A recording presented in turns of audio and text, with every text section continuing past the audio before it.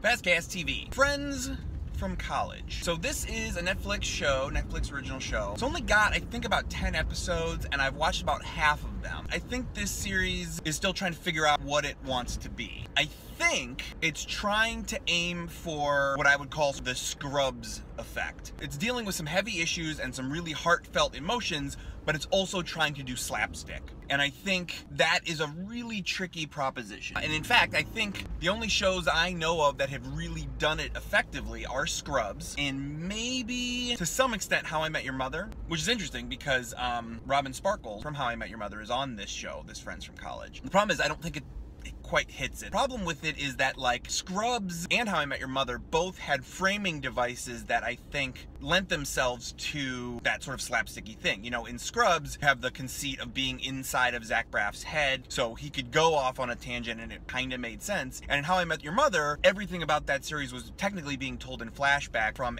what could be an unreliable narrator. So it was very easy to sort of chalk up anything that just didn't make sense to one of those two framing devices, whereas this show is ostensibly just a single camera drama with no framing device like that. So when it goes wacky, you know, an example of it being in like the 4th or maybe the 5th episode, Robin Sparkles and her husband from Key and Peele are trying to get pregnant, and so she's doing IVF, and they accidentally break the vial of the medicine that she has to get injected at this really specific time, so they literally break into a pharmacy to get it, like smash a window. Now I understand that somebody who's been trying to have a kid might feel like stressed or whatever, but the idea that they broke into a pharmacy to try and steal drugs that weren't even drugs, and then to my knowledge there is no fallout from that, that is one of those things that's like, for a show that's trying to be somewhat realistic, that felt off. And I think that's kind of most of what's going on with this show, is like they try to go over the top comedy while also being down to earth and heartfelt, and I just don't think it's really working. I think I'm going to give it to the end of the season. One of the other complaints I've heard about this show is that the people are just despicable and there's no reason to like them. That has never been a stumbling block for me with stuff like that. If it's being well told, I don't care if the people are evil. I just don't think it's being as well told as it could be. I think the cast is pretty solid. I'm excited to see Fred Savage doing something. I know he was on a sitcom last year or the year before, but I never watched it. And the rest of the cast I think is interesting. I don't think it's quite gelling yet. So we'll see. If it gets a second season, maybe they'll retool it and figure some of those things out. That's Friends from College, at least my first impressions, having watched about 4 or 5 of the episodes.